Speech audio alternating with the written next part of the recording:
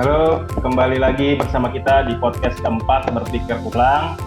Kali ini kita akan membahas mengenai MMT atau Modern Money Theory atau kadang disebut juga Modern Money Theory, Monetary Theory.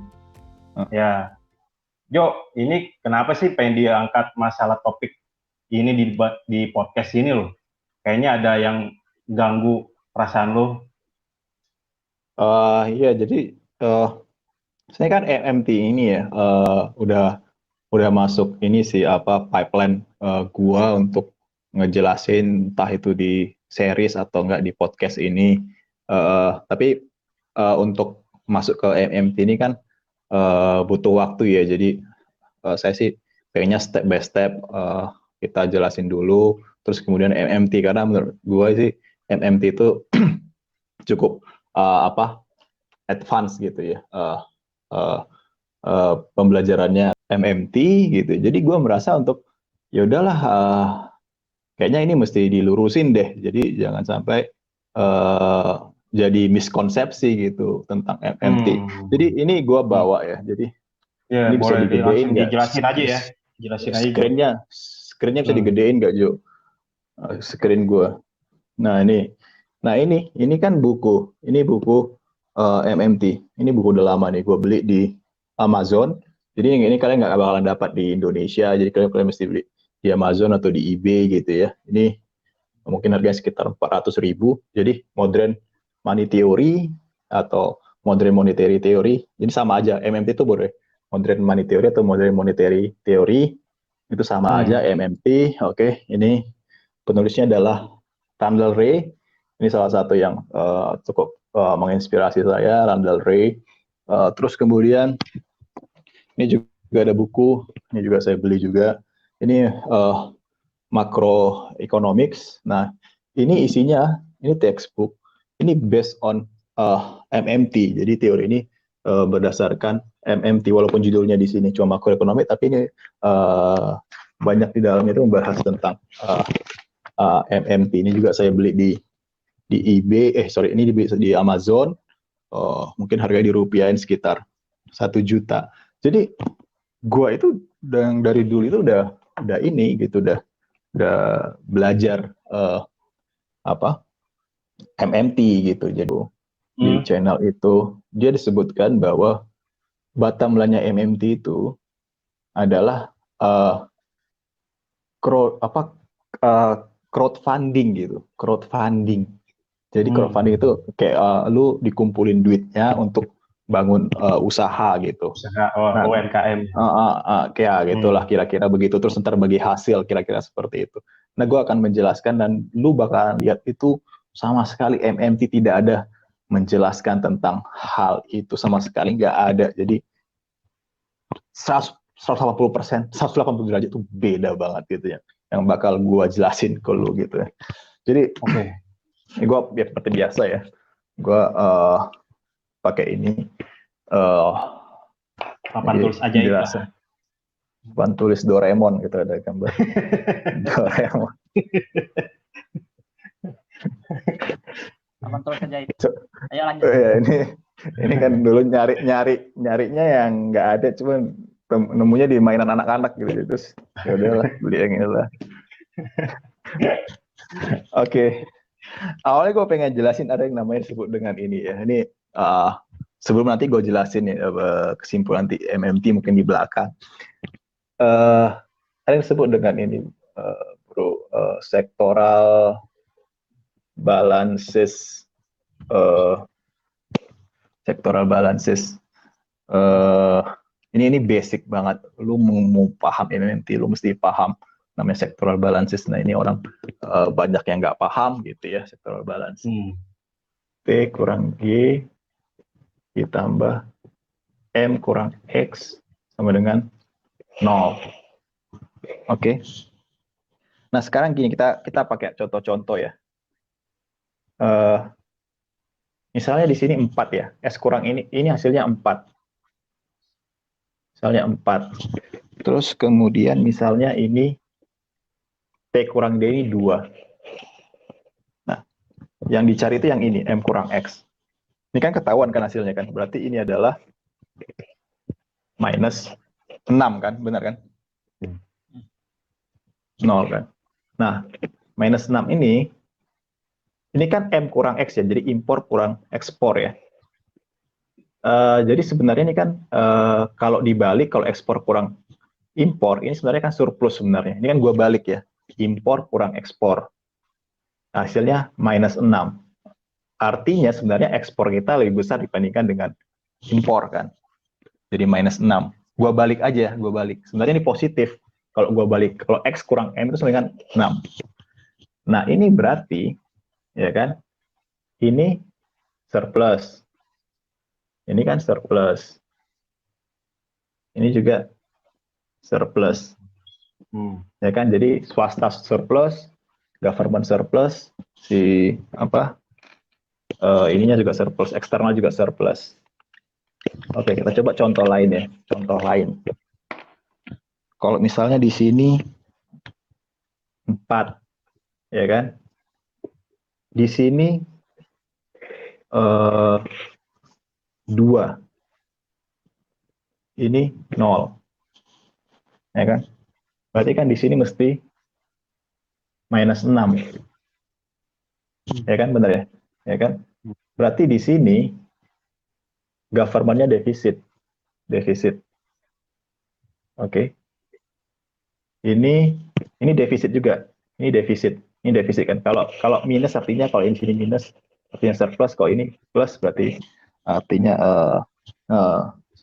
ini defisit. Ini jadi ini defisit, ini surplus.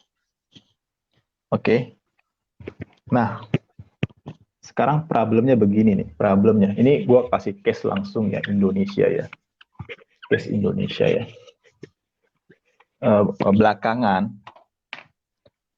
Belakangan itu ini di sini tuh udah ini minus ya, ini minus, ini defisit berarti kan ini positif ya, katakanlah di sini plus ya, gue taruh situ plus 4, berarti ini kan defisit 4 ya artinya sebenarnya. Oke. Terus kemudian kita kan sukanya gini, kita sukanya private itu mesti surplus gitu kan. Sorry. APBN itu mesti surplus. Ya kan? Ini kurang G, tes kurang G kalau bisa surplus gitu. Jadi government dapat duit, di spend, itu kalau bisa surplus. Gitu kan? Ya udah kita masukin surplus, kasih contoh misalnya. Surplus 1. 1 ya. Sekarang gini, ini 0. Ini 0 kan? Hasilnya masih 0 kan? Sekarang di sini berapa? Minus 5. Minus 5 kan? Minus 5. Nah, ini jadi masalah. Jadi, lo happy nggak kalau lo revenue kurang cost lo itu negatif? Lo nggak happy kan? Pasti nggak happy kan? Nggak happy kan? Nggak happy. Oke, nggak happy. Sekarang begini. Yang di sini, gini ya. Yang di sini, yang 4 ini, lo udah susah untuk benerinnya. Karena ini kan ekspor impor ini kan tergantung harga komoditas gitu, misalnya kalau untuk kasus Indonesia harga CPO, harga batu bara misalnya lagi jelek nih, terus demand jelek. Jadi ini udah jelek nih. Jadi kita minus 4, defisit 4. Oke, defisit 4. Sekarang lo mau bikin berapa di sini? Di sini. Kalau lo mau bikin 1, ini mesti minus 5 kan?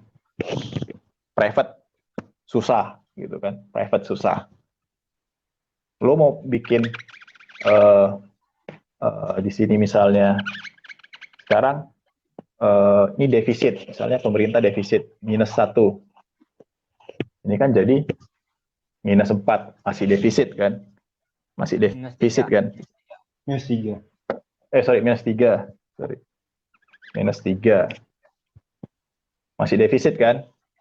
Lo nggak happy gitu kan? Nah, gimana supaya lo jadi surplus? Supaya lo jadi surplus, lo bikin aja di sini. Kalau gue bikin sini minus 5, ini berapa? 1. Surplus kan? Surplus kan? 1 kan? Nah, buat negara-negara kayak Indonesia, sekarang kuncinya itu di sini nih. Lu udah di sini defisit, udah susah gitu ya. Barang-barang lu udah mulai ditolakin gitu, CPO udah mulai nggak kayak dulu lagi, batu bara nggak kayak dulu lagi gitu, dan lo mesti impor oil karena oilnya kita udah habis gitu, kita net importer oil. Nah, kalau sekarang yang kejadian adalah ini defisit, ini tetap defisit, cuman defisitnya itu paling defisit, katakanlah defisit 2 misalnya gitu. Jadi di sini itu kan tetap defisit kan, swasta itu kan tetap defisit kan, 2 kan. Nah ini yang kadang akhirnya diadvokasi untuk gimana kalau kita naikin defisit ini. Karena paling penting itu yang ini, swasta ini yang paling penting. Swasta ini yang paling penting. Swasta ini yang paling penting. Orang ya, kalau gue lihat ya, itu kadang dia mikir cuman 2 ini. Jadi dia kadang-kadang dia happy gini. Jadi dia bilang, saya gini kondisinya. Ini kan defisit ya, defisit 4, ya kan? Defisit 4.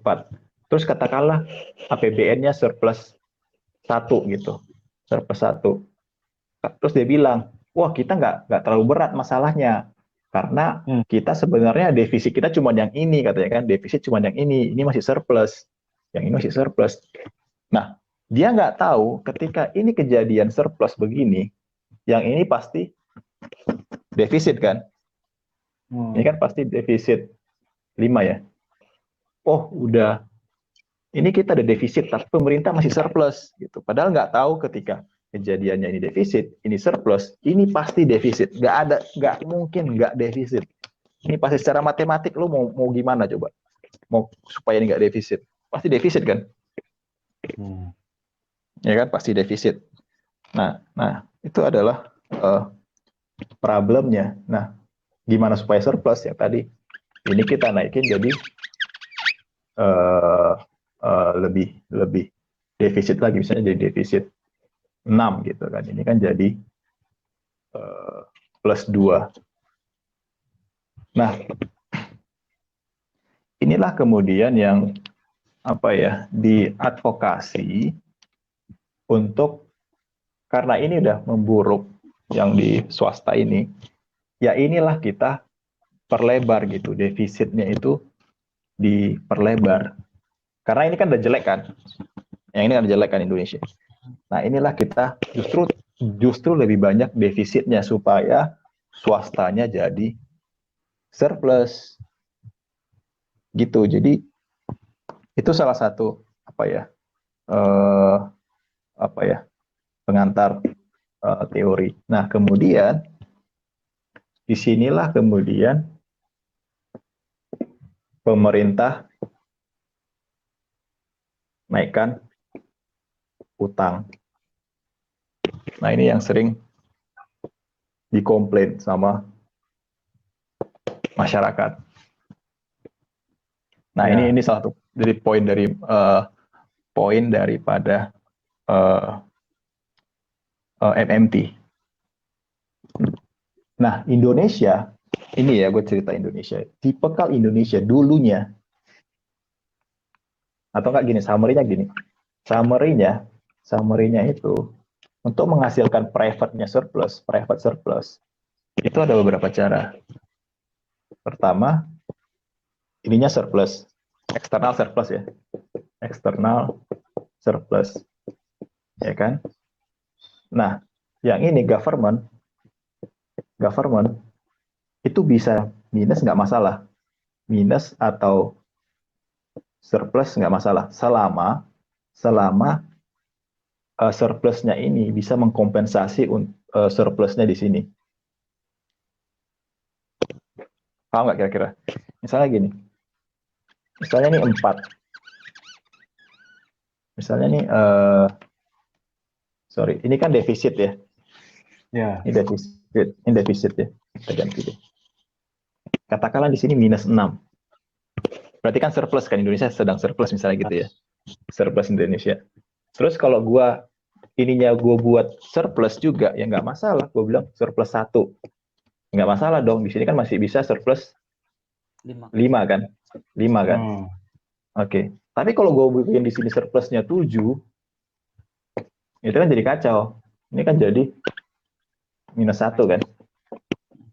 Ya kan. Nah, yang tadi gue bilang, sebenarnya nggak masalah. Lo kalau ini lo surplus, tapi ini lo tetap surplus nggak masalah. Itu misalnya tadi ini misalnya surplus 1, ini jadi 5 gitu kan surplus. Ini Jerman seperti ini. Jerman itu ininya surplus. Oke. Ininya juga surplus. Tapi karena ini surplus, itu menjadi merendahkan surplusnya si 5 ini, si private ini. Itu Jerman seperti itu. Jerman. Jadi dia bisa surplus, ini surplus, tiga-tiganya surplus. Itu Jerman. Nah, China nggak gini. China itu ininya, lihat bedanya ya. Ini minus 6. Ini di defisit lagi dia. Defisit 1. Ini kan jadi surplusnya makin gede kan? 7 kan? Ya kan, kalau tadi Jerman kalau 6, ini minus 6, ini plus 1.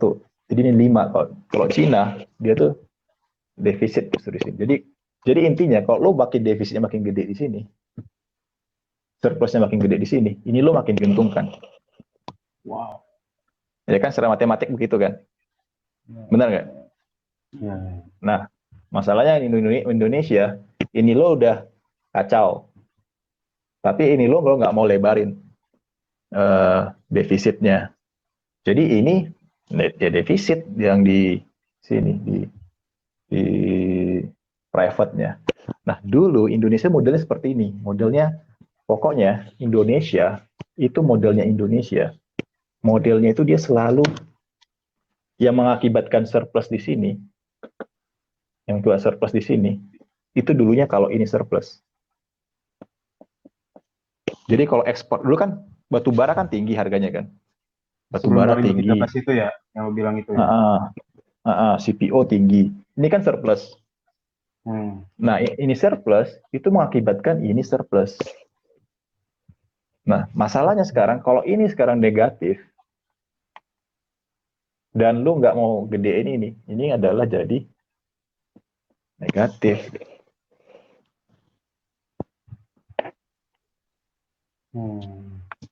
Ini kan matematika apa ya? Bukan mutar-mutar doang kan sebenarnya. Benar nggak? Iya. Oke, nah jadi kemudian MMT itu salah satunya untuk mengadvokasi supaya untuk private-nya itu membaik. Private itu kan paling penting ya. Jadi orang selalu berpikir bahwa yang penting itu APBN jangan defisit, neraca perdagangan ekspor impor jangan defisit. Mereka selalu lupa ada satu lagi neraca, itu neraca kita, neraca perusahaan, income sama expense-nya itu seringkali nggak dihitung gitu, bahwa itu defisit gitu. Ngerti nggak sih, itu defisit. Dan itu mereka kadang mengabaikan ke defisitnya itu, soalnya itu nggak ada gitu. Jadi karena itu defisit, yang private itu, misalnya kayak Indonesia lah, private-nya kan lagi defisit sekarang. Ya udah, misalnya diadvokasi, ya udah naikin aja defisitnya pemerintah supaya private-nya jadi surplus. Karena kita ngarapin selama ini surplusnya dari si ekspor impor, ya udah nggak kejadian gitu. Salah satu caranya supaya menaikkan private kita supaya happy, ya naikin. Private itu maksudnya pendapatan kita biar happy gitu ya bro ya? Iya, free cash flow bro. Jadi free cash flow itu ini penjelasannya, ini sih panjang sih. Kalau gua jualan kan, kalau gua jualan kan itu gua akan eh, mendapatkan pendapatan kan, benar kan? Tapi kan Ya. itu cost di pembeli gua kan, biaya di pembeli gua kan, ya kan? Misalnya gua jualan 1.000, orang kan beli 1.000 kan, dia kan Ya. berarti kan dia biaya 1.000, gua dapat 1.000, dia biaya 1.000, gua dapat 1.000. Nah kalau ditotalin, misalnya antar perusahaan, gua dapat 1.000, dia keluar 1.000, berarti kan nol sebenarnya. Pendapatan Hmm. gue 1.000, biaya dia 1.000, nol. Gitu kan, bisa seperti itu. Nah, supaya kira-kira nggak nol, itu gimana? Ya seperti tadi, lu mesti dapat dari ekspor lebih, trade balance-nya positif. Kalau nggak, Hmm. defisitnya menjadi lebarin sama pemerintah, supaya nggak menghasilkan nol. Supaya orang Hmm. happy gitu. Nah, yang kejadian sekarang adalah defisit. Karena apa? Karena defisit, karena kebanyakan impor. Jadi, Oh. ekspor kita lebih kecil dibandingkan dengan impor, karena itunya apa, komoditas kita udah nggak semenarik dulu lagi. Sebelum 2013. Nah, ya jadi kan orang-orang kan sering kan, siapa sih presidennya, siapa sih ininya, zaman dulu, zaman Ya. ini gitu kan. Ya sebenarnya Hmm. ya itu bisa menjelaskan kenapa orang happy pada zaman ini ya, karena dulu private-nya surplus. Kenapa surplus? Karena ekspornya lebih tinggi daripada impornya. Kenapa ekspor lebih tinggi daripada impornya? Karena harga komoditas dulu bagus gitu. China China boom gitu kan, terus mereka butuh low cost energi, mereka beli coal gitu kan dari Indonesia, terus kemudian mereka income-nya membaik, mereka fried food-nya naik gitu kan, terus mereka beli apa uh, palm oil dari Indonesia, terus kemudian itu udah berubah gitu kan, ada isu lingkungan, ada isu kesehatan, akhirnya nggak mulai ditinggalkan apa produk-produk Indonesia. Dan itu nggak ada hubungan, menurut saya sih ya, saya nggak ada terafiliasi ke politik manapun, nggak ada hubungan, menurut saya nggak terlalu berhubungan siapa dulu presidennya, siapa ininya ya.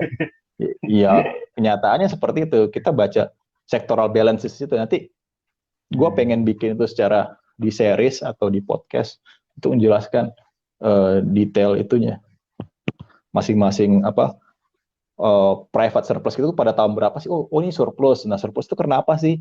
Karena ini gitu. Nah Amerika, gue lupa tadi. Amerika itu defisit, selalu defisit. Jadi Amerika itu ekspor impornya itu defisit. Tapi private-nya bisa surplus. Kenapa? Karena defisit APBN-nya yang government take kurang, tax kurang government itu, government spending itu digedein sama mereka.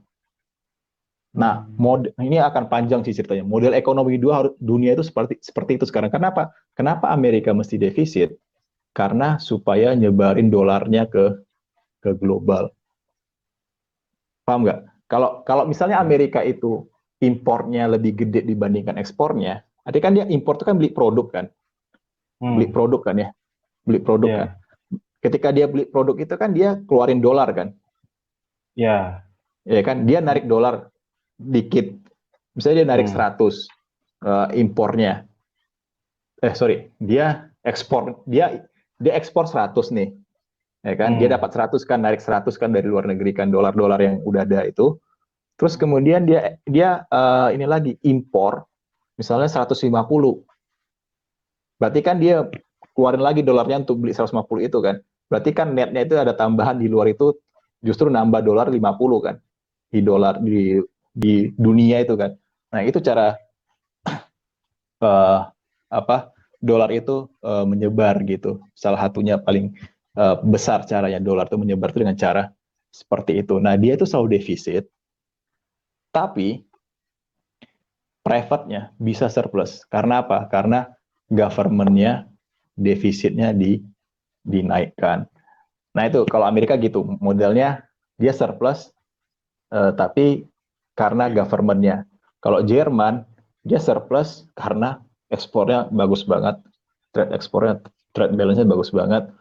Walaupun government-nya surplus, nggak masalah karena surplusnya si ekspor impor itu lebih tinggi sekali. China, dia ekspor surplus, dia tuh gede banget. Makanya kalau ekspor lebih tinggi daripada impornya kan cadangan devisa kan jadi gede kan. Dia dapat dolar banyak kan. Terus kemudian dia tetap defisit di government. Nah, akhirnya private-nya tetap bagus. Nah, model Indonesia, dia tuh surplusnya itu selalu berharap dari ekspor impor itu. Kalau itu ekspor impornya naik bagus daripada impornya, itu sebagai surplus, surplus, surplus.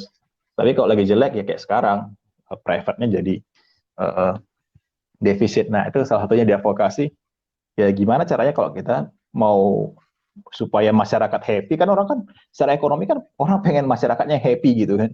Ya udah itu aja, defisitnya dinaikin. Nah, itu yang pertama. Yang kedua itu supaya apa ya, government itu kan banyak masih ada pengangguran gitu ya, pengangguran. Nah, pengangguran itu gimana supaya dikurangi ya, caranya ya si government itu naikin utang, dia dapat uang, terus kemudian dia sebarkan uangnya untuk ke apa ya, pekerjaan-pekerjaan yang kemudian mengurangi pengangguran itu. Jadi kira-kira gitu sih untuk introduksinya. Jadi intinya itu adalah gimana supaya pemerintah itu menaikkan utang untuk memperbaiki sektor swasta, terus kemudian memperbaiki ini apa pengangguran gitu bisa dikurangi. Kira-kira sih begitu sih, mungkin. Atau kira-kira paham ya? Agak ngejelimet sih bro.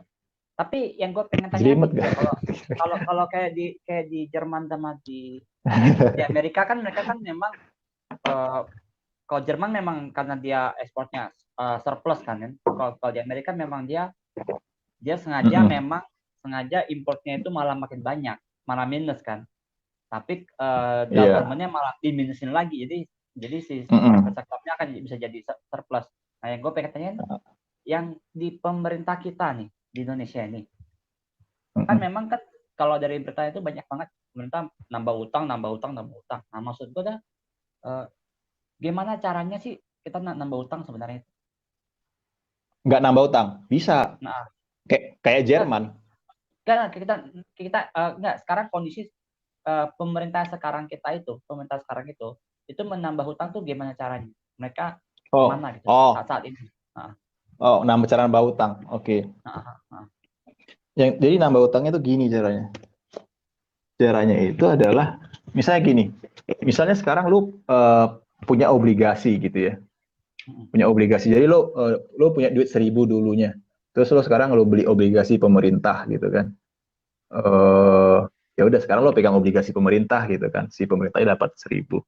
Jadi kan kira-kira inilah lo dulu punya ini kan lo ya siapa SJ gitu misalnya, balance sheet-nya ini ya pribadi lo ya, laporan keuangan pribadi lo punya duit itu 1.000 itu dulunya, equity lah anggap gitu ya. Punya gue udah 1.000, bentuknya itu ya cash 1.000 gitu kan balance ya 1.000. Terus kemudian lu beli obligasi pemerintah. Nah, lu kan sekarang jadi SJ. Di sini kan lu cashnya hilang kan, di sini lu pegang obligasi. Oke, ini 1.000 kan, ini equity 1.000. Nah, gini kan. Nah, kemudian kalau misalnya nih si bank sentral itu nyetak uang nih untuk beli punya obligasi dibeli sama pemerintah, ini kan surat kan, ini ekuivalen ke 1.000 lah gitu kan. Nah di bank sentral, ini bank sentral, ini aset liabilitasnya, dia akan punya obligasi, dia akan punya obligasi di sini 1.000. Nah, di sini akan muncul disebut dengan reserve bank 1.000. Nah, ini balance 1.000. Nah, kemudian di rekening bank, ini bank ya. Kan lu kan punya rekening di bank kan? Kan nggak mungkin pemerintah 1.000-nya dikasih apa tumpukan gitu nih 1.000 kan, nggak begitu kan? Pasti kan di rekening lo yang muncul kan. Nah, di bank itu Kemudian akan muncul sini reserve 1000. Di sini akan muncul duit lo, simpanan lo SJ gitu ya, 1000. Nah, ini kan udah muncul uang baru kan, ketika dibeli ini kan. Ini kan uang baru kan, lo kan dapat uang baru kan. Oke, nah kemudian ketika lo dapat uang baru ini, lah kan terus kemudian si pemerintah itu nerbitin lagi, misalnya nerbitin obligasi lagi. Nerbitin obligasi lagi, kan tadi kan defisit kan, jadi pemerintah itu kan teks kurang G kan, dia mau defisit kan, mau defisit.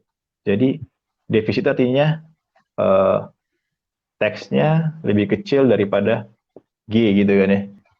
Mau defisit kan. Dia spendingnya mau lebih banyak. Nah, dia butuh ngutang lagi. Nah, dia terbitin lah itu surat utang. Nah, lu beli itu kan, lu dapat uang nih. Nah, lu beli lagi tuh. Lu beli lagi. Pemerintah nerbitin surat utang. Jadi defisitnya naik. Nah, pemerintah dapat 1000 itu defisitnya kemudian itu akan bisa menjadikan surplus di private-nya. Atau enggak cara lain, ini kan cara konvensional ya. Nah, ini biasanya itu bukan lu, ini biasanya itu perusahaan asuransi, dana pensiun di sini. Tapi ini nggak apa-apa lalu gantiin lu. Pribadi samanya filosofinya sama aja. Sebenarnya bisa aja sih, gampangnya itu gini. Misalnya pemerintah nerbitin obligasi 1000 itu. Ya udah, si bank sentralnya langsung beli itu. Bank sentral beli 1000 nih. Kan obligasi pemerintah nerbitin 1000, ya kan. Terus kemudian rekening pemerintah di bank, katakanlah di bank siapa gitu, bank BUMN misalnya gitu ya, ini kan jadi 1000 tadi reserve. Ya udah, ini bank nih reserve-nya 1000. Nah, rekening pemerintah sekarang nambahin nih, simpanan pemerintah muncul nih 1000. Nah, pemerintah kan dapat duit nih 1000.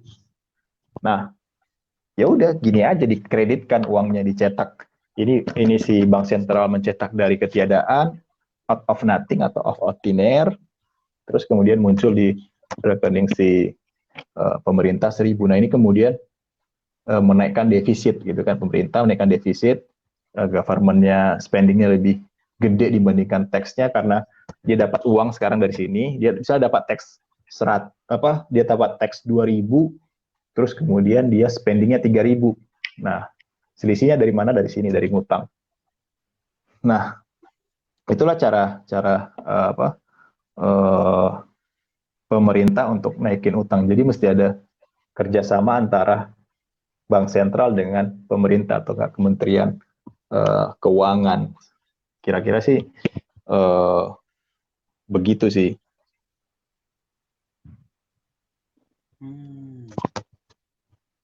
Jadi gimana? Kalau menurut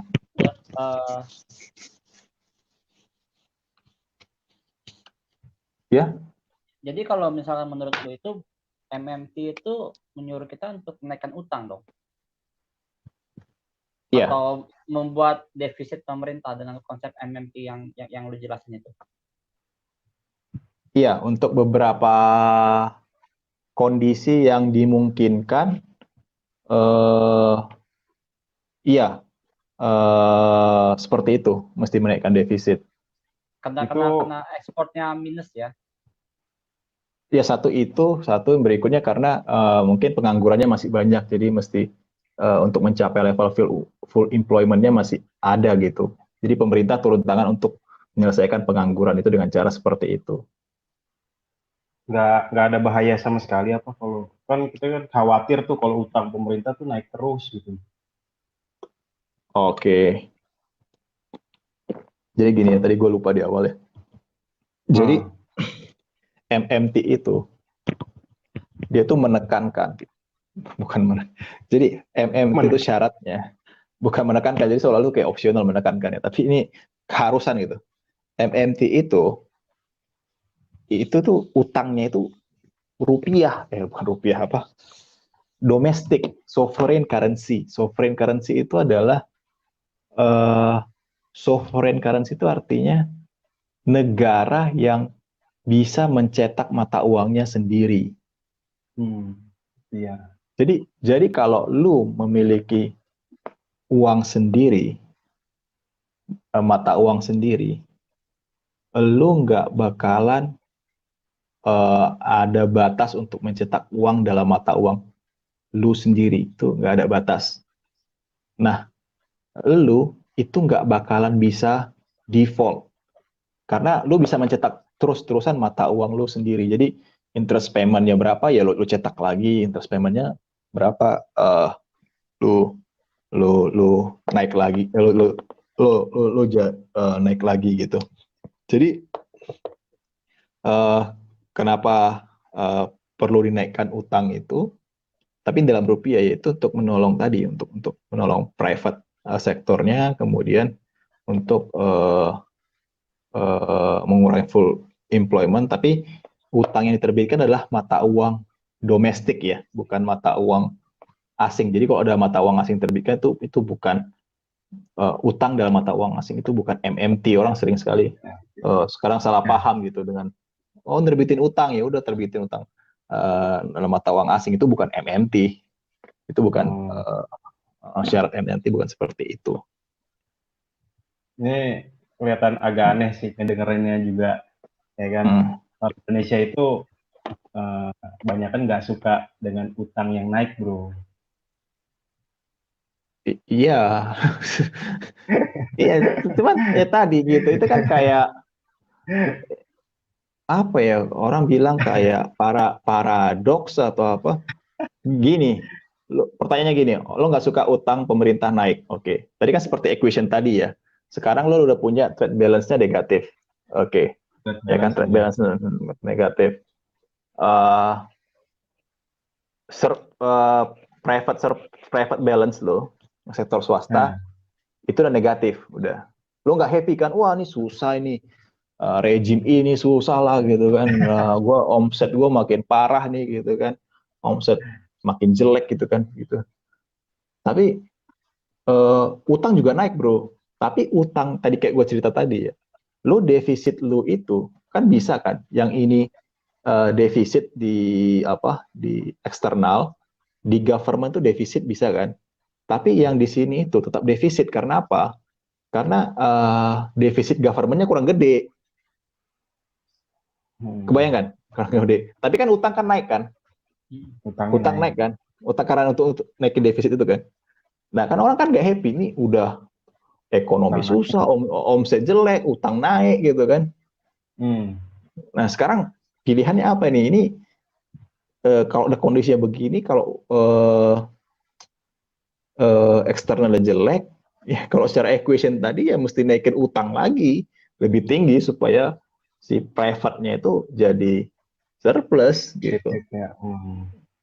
Ya ini memang jadi jadi serba bingung sih. Lu maunya apa gitu? Lu maunya nggak mau utang naik, tapi lu maunya lu nya surplus gitu kan? Itu gimana ceritanya gitu? Ini gini bro, gue mau tanya juga. Jadi tadi lu bilang MMT itu hanya untuk negara yang bisa cetak uang sendiri. Ya? Emang ada negara yang nggak bisa cetak uang mata uang sendiri gitu? Kita kan Indonesia kan juga cetak uang mata uang, cetak uang sendiri kita. Iya. Kenapa kita nggak bisa pakai model MMT ini maksud gua? Oke, Indonesia tuh bisa untuk model MMT boleh. Nah, tadi pertanyaannya apakah ada negara yang tidak mencetak mata uangnya sendiri? Tadi kan kayak tadi ya, si central bank itu, bank sentral itu kan membeli obligasi pemerintah gitu kan.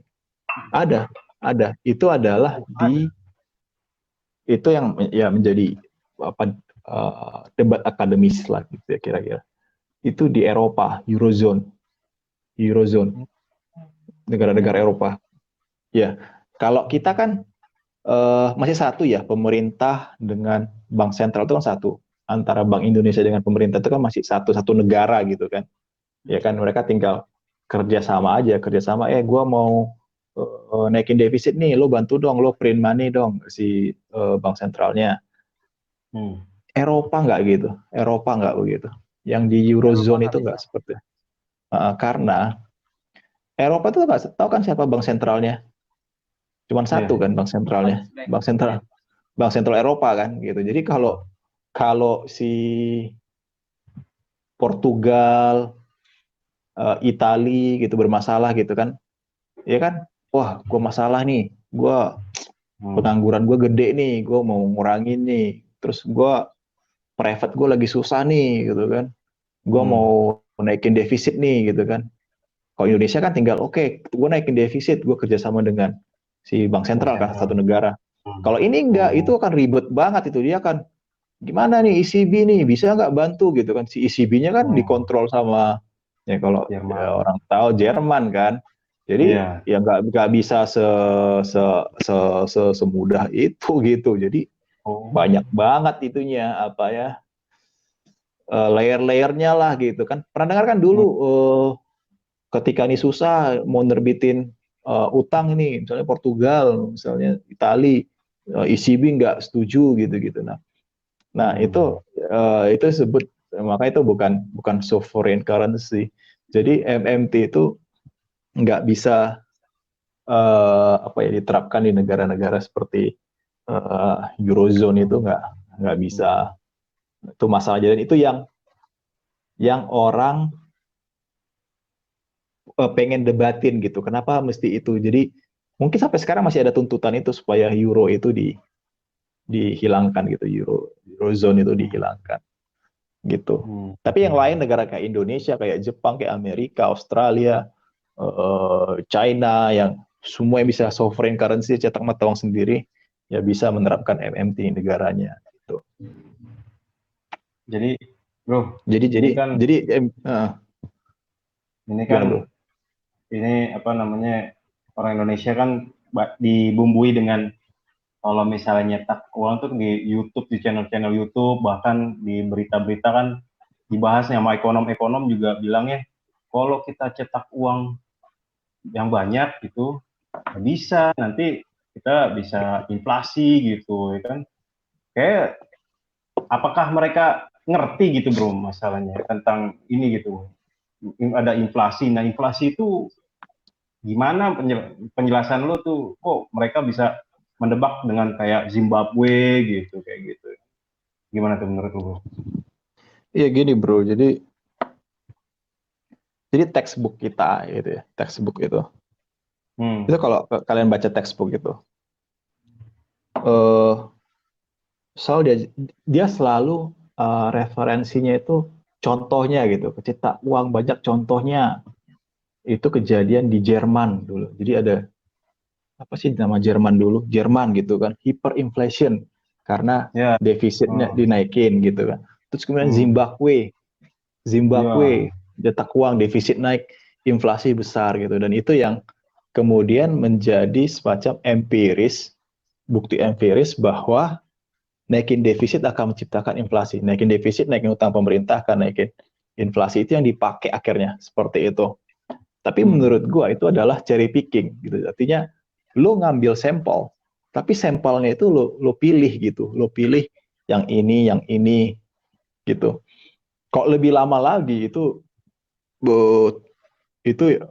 teori daripada si ini, si David Hume namanya. David Hume itu seorang ekonom, seorang apa ya, filsafat juga.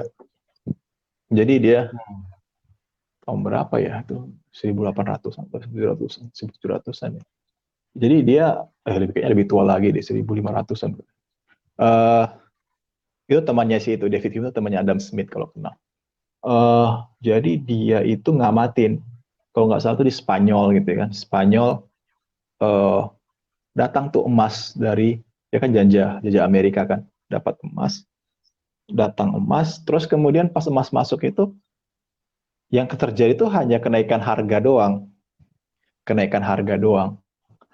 Nah, akhirnya kan muncullah teori bahwa uang itu uh, net, uh, uang itu netral gitu, nggak penting. Neoklasik itu ya, ekonomi neoklasik itu selalu penting itu produksi uang itu ya, nggak meter lah, yang penting itu produksi.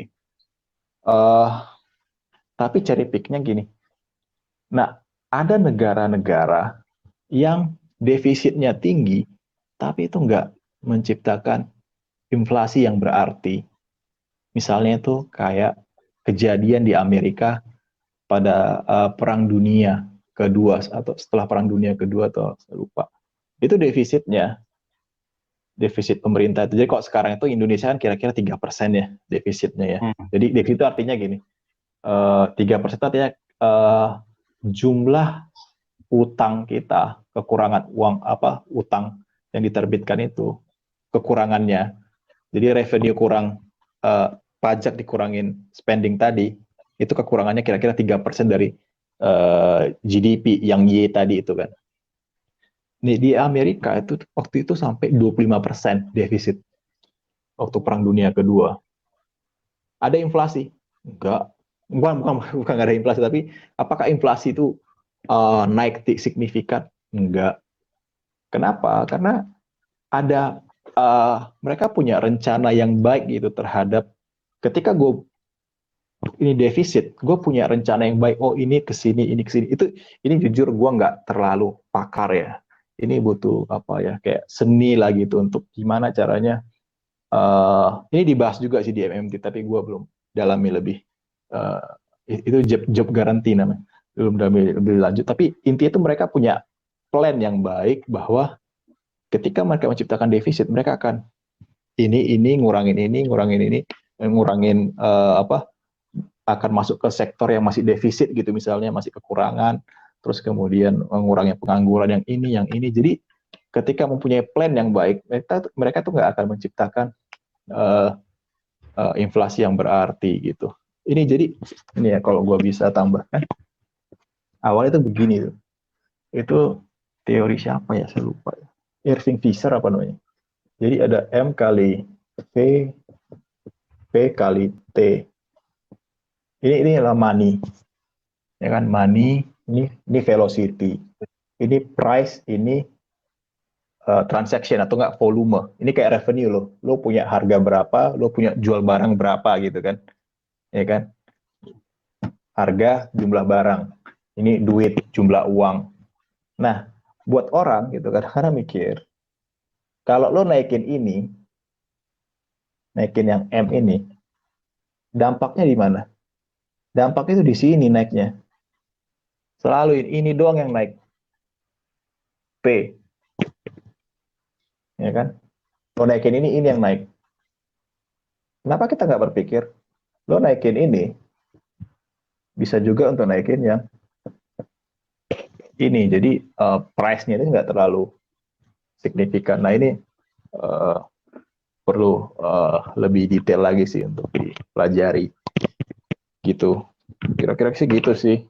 Jadi gue sih nggak selamanya sih, kita cherry picking aja sih. Mungkin ada negara-negara lain juga yang defisitnya makin tinggi juga nggak create inflation yang matters gitu. Jadi kita terlalu disuguhin sama textbook itu ya, Jerman, Zimbabwe, yang nggak kejadian, nggak masuk gitu ke textbook itu. Gitu. Itu kalau di utangnya kan tadi MMT utangnya dalam bentuk currency rupiah ya, atau domestik, duit sendiri ya kan, domestik ya kan. Nah, kalau ke dolar gimana bro? Kan ada tuh yang bahas tuh, kata ada beberapa ekonom bilangnya kalau ke dolar itu MMT juga. Benar bro? Oh enggak, itu yang makanya yang salah. MMT itu nggak ada foreign currency. Jadi kayak negara Venezuela gitu kan. Venezuela itu kan bangkrut ya, masalah ya. Ya itu kenapa bangkrut ya, karena utangnya dalam dolar. Belakangan nggak salah itu ada Argentina. Argentina itu kayak maksudnya bangkrut itu dalam istilah technical default lah gitu ya istilahnya. Yang mana yang bangkrut ya? Mata uang, utang dalam mata uang asingnya gitu. Kalau dalam domestik kayaknya nggak ada ya negara yang bangkrut nerbitin mata uang domestik, itu nggak ada sih. Karena tadi teorinya itu ya kalau lu punya mata uang domestik nih, ya kan lu bisa cetak lagi kan, negara itu kan bisa cetak lagi kan terus-terusan tuh untuk mata uang domestik. Nah kalau lu mata uang asing, lu kan nggak bisa cetak. Misalnya gini, lu pinjam dolar, ini kayaknya udah pernah gue jelasin di podcast sebelumnya. Lu pinjam dolar, ya kan? Terus kemudian dolarnya lo pakai untuk ekspor gitu, impor. ya kan? Dolar masuk, Iya. lo pakai impor lagi, dolarnya keluar gitu kan. Tapi utang dolar lo nggak hilang gitu kan. Sekarang gimana? Oh, Lo ya, cetak ya. dolar, ya nggak bisa Nggak cetak bisa. dolar. Lo nggak bisa cetak dolar. Lo jadi mau dapat dolar ya lo mesti ekspor lagi. Kalau nggak ya lo ngutang lagi gitu kan. Nah, gimana lo ngutangnya? Lo bisa diterima atau nggak ngutangnya? Tergantung krediturnya gitu kan. Tapi kalau dalam domestik, lo tetap bisa cetak gitu kan. Jadi MMT itu bukan dalam mata uang dolar. Jadi nggak sembarang oh udah defisit dinaikin gitu kan. Terus kemudian apa tapi defisitnya lo nerbitin utang, utangnya dolar gitu kan. Itu bukan MMT sama sekali gitu. Jadi untuk negara-negara yang developing lah kayak Indonesia, kayak Argentina, Venezuela, itu bahaya sih kalau negara yang hanya tergantung hanya satu komoditas kayak Venezuela. Dia tuh hanya satu komoditas tergantung kan. Minyak aja Minyak. kan. Hmm. Ketika minyak itu hancur, udahlah negara itu. Lo bayangin, lo berharap lunasin dolar lo pakai ekspor minyak kan. Ekspor minyak. Lo ngutang dolar, terus lo dapat income dari ekspor minyak.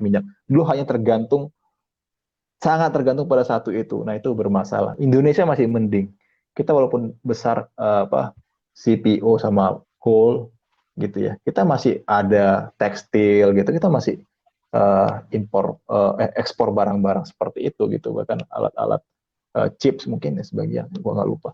Itu kita masih ekspor. Jadi kita masih masih better lah dibandingkan dengan Venezuela. Tapi semakin diversifikasi uh, ekspornya nggak tergantung sama satu produk, nah itu lo apa Mungkin baik. semakin resiko lo rendah lah gitu. Jangan kayak Venezuela lu cuma satu produk terus lu ngutang dolar, kolaps lah minyak, lu kolaps juga negaranya kan. Hmm. Gitu. Aduh. Oke.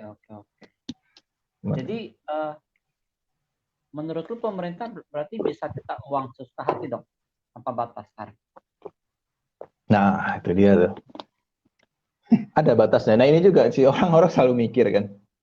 Oh ya udah berarti ya pemerintah bisa nyetak uang dong sesuka hati gitu kan. Enggak sesuka hati juga. Jadi ada batasnya kayak tadi. Misalnya kayak uh, full employment gitu. Jadi kalau misalnya lu masih ada pengangguran nih, pengangguran berapa gitu. Maksudnya pengangguran itu uh, kan pengangguran itu bukan orang semua pengen menganggur kan. Kan ada orang nganggur memang nggak dapat kerjaan gitu. Kalau orang nganggur emang malas kerja kan ya mungkin ya ada lah gitu. Tapi gue nggak yakin orang semua nganggur itu karena malas kerja gitu kan. Mungkin memang nggak dapat kerja gitu. Nah kemudian ya dibikinlah pelatihan-pelatihan. Eh, terus kemudian dicetak uang, terus eh, kemudian yang nganggurin direkrut, terus dia meng-create produk gitu, meng-create produk yang produknya masih defisit mungkin di suatu negara itu. Nah, itu batasnya sampai sana nantinya. Jadi kalau misalnya itu udah tercapai, penganggurannya udah mulai berkurang, nah itu nggak perlu lagi dicetak lagi uh, uang gitu. Nah, ketika nyetak uang itu pasti ada politik sih. Jadi kan naikin defisit itu kan pasti kan politik ya. Kalau kita defisit 2-3% ke 6% kan kita mesti pergi ke House of Representative kan ke DPR untuk oh ini gue pengen naikin defisit gitu. Nah itu pasti ada uh, politiknya. Tapi batasnya di situ, batasnya sampai situ. Terus kemudian batasnya adalah inflasi. Inflasinya kok inflasi dan naik, nah itu bermasalah. Tapi jangan kayak tadi ya, lo cetak uang, lo nggak punya plan, akhirnya inflasi. Nah lo misalnya punya cetak uang, lo punya plan, ya kan akhirnya nggak inflasinya nggak terlalu tinggi. Terus kemudian eh, apa eh, ketika ada pengangguran berkurang, eh, terus kemudian inflasi kejadian, nah itu udah nggak perlu lagi untuk naikin defisit, naikin utang. Nah jadi menurut gue yang kritik orang kritik seolah MMT itu nggak ada batasnya untuk nyetak uang itu salah sih menurut gue sih. Batasnya itu employment dan inflasi tadi gitu. Uh, Coba jelasin lagi deh tentang masalah tadi tentang adalah inflasi sama tenaga kerja. Itu hubungannya gimana tuh? Apakah inflasi naik terus tenaga kerja turun atau kebalikannya tuh gimana gitu? Oh iya, jadi Jadi ada teori namanya apa ya? Phillips curve kalau nggak salah. Jadi jadi itu kebalikan. Jadi teori itu seolah-olah inflasi naik. Jadi kan gini, inflasi itu kan seolah-olah biaya tenaga kerja naik kan, gaji naik nih.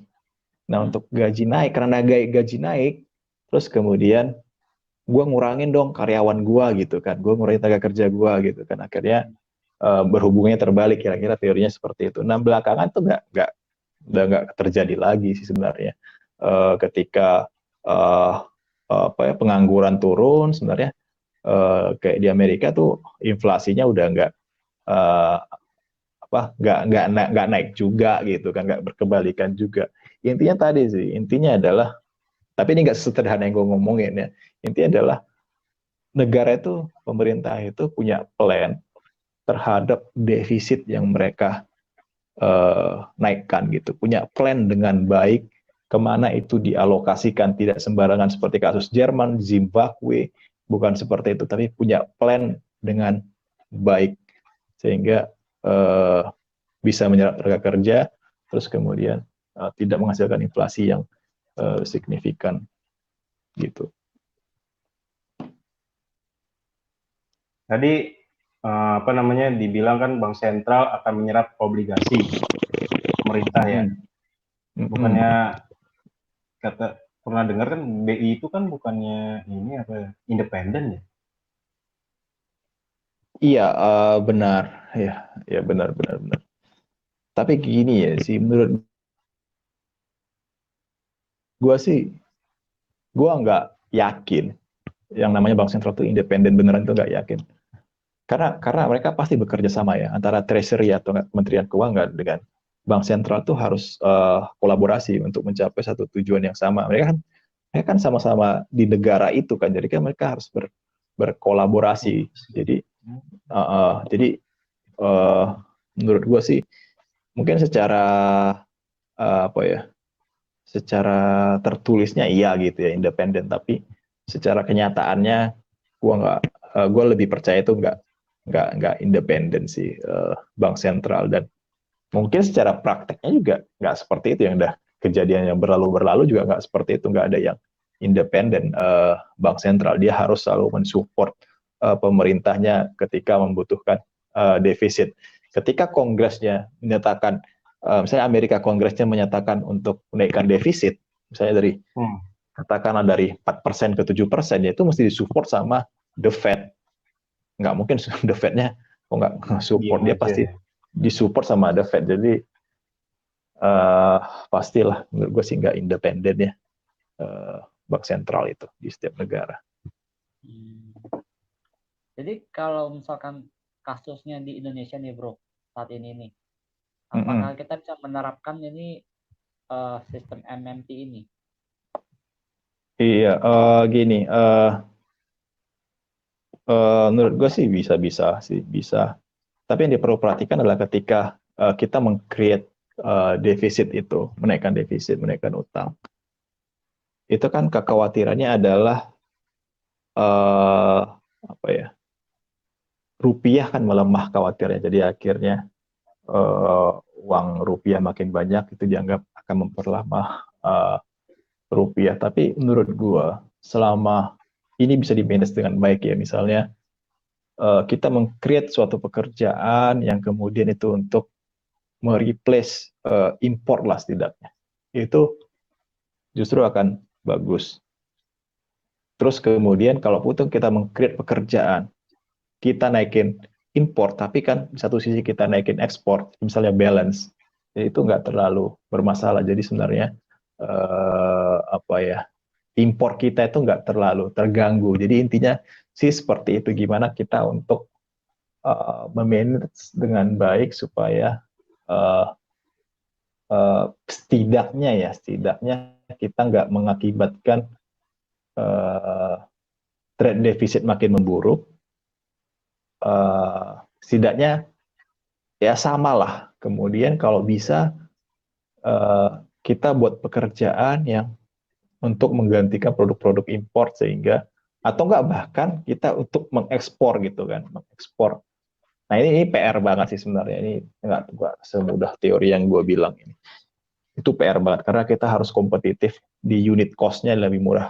Unit cost itu adalah biaya produksinya yang lebih murah. Kalau kita bisa seperti itu, maka kita bisa nerapin MNT dan rupiah kita juga nggak ada melemah dan ya oke lah. Nah itu butuh istilah seniman lah untuk bisa menjalankan dengan baik gitu. Jadi maksudnya nggak floating ya bro, rupiahnya. Dengan maksud lo rupiahnya. Floating. MMT itu advokasi floating rate. Jadi tadi untuk kontrol misalnya kita meng-create uang tiba-tiba kebanyakan untuk impor. Nah itu akhirnya kan rupiahnya melemah kan. Nah itu akhirnya kita bisa kontrol, oh ternyata ini salah gitu kan. Jadi kita mesti ada benarin dulu ini ada yang salah ketika kita untuk meng-create something itu nggak efektif seperti itu. Jadi MT itu advokasinya itu floating rate, tapi untuk beberapa case ya seperti China itu. Ya kalau gue jadi China sih gue pilih fix. Yang sekarang sih fix nggak floating gitu kan, karena gini, kalau lo punya cadangan devisa banyak itu tuh orang nggak ada yang berani spekulasiin lah. George Soros gitu nggak akan berani spekulasi. Iya bener. Lo China itu punya 4 triliun loh untuk apa? Kan spekulasi gini bro, maksudnya gini. Lo punya cadangan devisa nih. Lo kan punya kebutuhan kan. Lo punya kebutuhan. Cadangan devisa ini lo pakai untuk kebutuhan ini, bayar impor lah, bayar utang lah apa gitu kan. Masalahnya lo kan akan spekulasiin ketika lo nganggap cadangan devisa itu nggak cukup lagi gitu, kira-kira udah mepet banget untuk biaya ini semua. Belum lagi ada orang yang main forward currency gitu kan, nah nggak cukup lagi. Nah China itu segitu gedenya, siapa yang berani ngelawan gitu? Lo punya 4 triliun cadangan devisa, lo mau spekulasi ini bakalan gagal bayar apa? Ini nggak bisa bayar utang, nggak bisa bayar, nggak akan ada yang berani itu. Cina itu gila sih, 4 triliun US dollar cadangan 4 triliun US dollar ya masalahnya. Tuh gede banget sih. Karena kenapa gede? Karena tadi trade surplusnya sama kayak Jerman, pasti kan cadangan devisa di euronya kan banyak karena dia kan trade surplusnya gede. Nah Indonesia ya ginilah, udah berapa tahun terakhir ya gini-gini aja gitu, nggak ada yang berubah signifikan. Nih ada yang mau ditambahin nggak bro? Wow, ini kayaknya udah panjang banget pembahasannya sih. Oh iya, jadi tadi ya gimana? Jadi tadi jadi ini introduction doang. Jadi kan baik lagi ya tadi yang masalah margigu ya. Jadi tadi kan bayang nggak sih tadi yang gue jelasin MMT itu, terus kemudian Mardigu bilang MMT itu apa, bottom line itu ada apa tadi? Equity crowdfunding gitu. Iya. Kan jauh banget kan? Iya. Itu jauh masuk ya. Gak jauh banget jauh. Makanya itu dia suruh ngumpulin duit di satu tempat, habis itu kasih duit ke UMKM itulah gitu. Dan jauh itu banyak missing. Orang itu banyak missing link sih. Dan orang banyak missing link juga di situ. Tapi banyak yang lihat. Maksudnya gini, kalau kita katakanlah gini ya, kita bertiga gitu ya. Kita bertiga di negara ini cuma kita bertiga. Terus gimana ya bertiga? Enggak deh, jangan bertiga, kita bertiga. Di negara itu ada berenam lah gitu ya, berenam. Terus kita kumpulin duit untuk bisnis yang 3 sisanya gitu kan. Kita kan selalu berpikir, oh nanti kita uang yang kita sisihkan, terus kemudian kita kasih ke 3 orang ini gitu kan. Terus kita akan mendapatkan income lebih gitu kan, income lebih. Terus uang kita bertambah. Sekarang pertanyaannya, gimana caranya 6 orang ini uangnya bertambah secara agregat? Kan nggak bisa kan. Mesti ada sistem yang menciptakan. Jadi kan kita kan nganggap kita akan mendapatkan uang lebih kan. Ya nggak? Kita bertiga ngasih uang nih. Iya. Kita kan dapat uang lebih kan. Terus uang kita bertambah dalam sistem itu bertambah. Tapi gimana caranya kita bertiga itu uangnya bertambah, tetapi dalam sistem itu uangnya nggak bertambah? Itu kan nggak mungkin. Pasti kan ada di Iya. sistemnya tuh ya tadi yang gue cerita sebelum podcast ini tuh, bank create money, central bank create money gitu kan, mesti ada yang meng-create money-nya. Jadi nggak sesederhana itulah untuk mencari keuntungan gitu. Oke. Gitu sih. Kayaknya Wah, lama juga podcast hari ini. penjelasannya sungguh cukup jauh ya, cukup panjang, ya kan? Kita Tapi kira-kira ngerti. akhiri aja bro, udah panjang ini. Kira-kira ini ya. Kira-kira dapat tapi ya. Ya jauh sih tadi penjelasannya tentang ngasih duit, ngumpulin duit, habis itu ngasih ke UMKM sama ini jauh sih. Jauh ya, Boy. Iya, udah ya, kita akhiri podcast kali ini. Ini podcast memberikan alternatif pemikiran aja sih tentang ekonomi ya kan, bahwa ekonomi itu harus dipelajari lebih detail lagi lah, jangan sembarangan gitu ya kan. Jadi diharapkan Indonesia sih lebih maju dan lebih banyak baca ya bro ya. Iya kan? Enggak sih, enggak bukan baca sih. Gue sih enggak mendukung Apa? itu. Lebih banyak filsafat, lebih banyak. Oh, lebih banyak filsafat. Oke deh. Enggak, gue enggak mensupport mesti baca sekolah gitu, enggak. Penting filsafat sih, konstruksi berpikirnya bagus itu. Oke, berarti kita harus banyak mendalami pemikiran lah, ya kan? Jangan langsung ditelan bulat ya bro ya. Yoi. Ya, oke. Kita akhiri berpikir ulang podcast keempat ini dengan gimana? Salamnya gimana bro yang biasa bro? Salam berpikir ulang. Malam. Ya. Salam berpikir ulang.